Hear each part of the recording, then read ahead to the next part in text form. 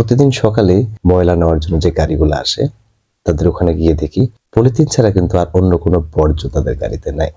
তখন আমি জিজ্ঞেস করলাম যে ভাই, পলিথিন তো নিষিদ্ধ হয়ে গেছে, তো আপনারা এখনো পলিথিন পাচ্ছেন কি কারণে?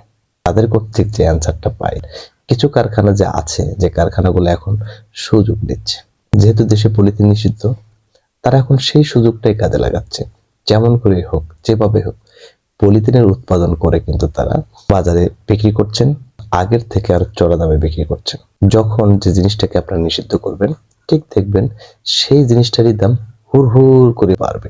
এবং আপনি বলতে পারেন এখন যে দাম যতই বাড়ুক না কেন আপনারা নেবেন না, আপনারা সচেতন হবেন। কিন্তু প্রশ্ন হচ্ছে যে আসলে আমরা সচেতন হয়ে কি করব? বিভিন্ন দোকানে গিয়ে পলিথিন পাওয়া যাচ্ছে, তাদেরকে ফাইন দিচ্ছে।